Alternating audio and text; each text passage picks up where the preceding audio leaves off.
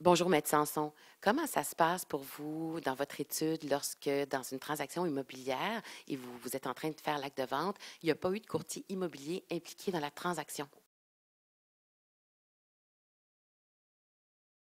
Euh, je dois avouer sincèrement que c'est beaucoup plus ardu dans la plupart des cas. Il y a toujours des exceptions, mais encore une dernière histoire qui était un peu compliquée, c'est que notre devoir comme notaire, c'est de s'assurer qu'on détient tous les documents adéquats pour ce qu'on appelle communément les titres. Alors, on téléphone le vendeur à la dite transaction pour lui demander d'apporter les titres. Évidemment, contrairement à un agent immobilier, il ne savait pas ce que c'était les titres. Alors, on lui a expliqué que c'était tout ce qu'il pouvait y avoir comme acte de vente antérieur, mais le certificat de localisation à jour et les déclarations de copropriété en copie conforme ou certifiée. On reçoit le tout. Eh bien, le certificat de localisation portait sur les anciens numéros cadastrales, parce qu'il y a eu une réforme cadastrale. Et puis, les déclarations de copropriété étaient des simples photocopies.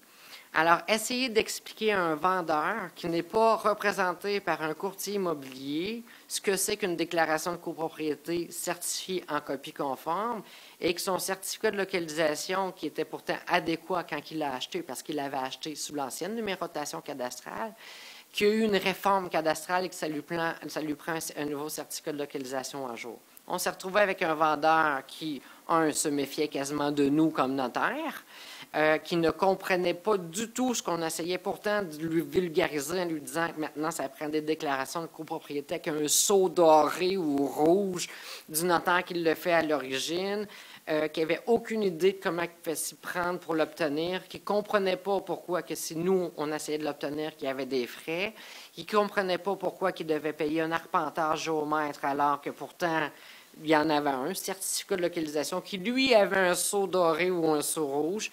C'était un peu l'enfer. On a même dû retarder la transaction. Alors, c'est beaucoup de stress, du côté du vendeur. Alors, faire une vente sans savoir dans quoi qu'on s'embarque, ça peut être une grande source de stress. Si on ne la sent pas tout de suite, éventuellement, on va venir du notaire. Moi, ce n'est pas mon rôle de m'assurer que dans le cadre des négociations d'une promesse d'achat, que tous les documents sont complets, parce que je les reçois souvent, trop souvent à la dernière minute, et c'est là que ça cause des surprises qui sont vraiment désolantes et stressantes pour le vendeur.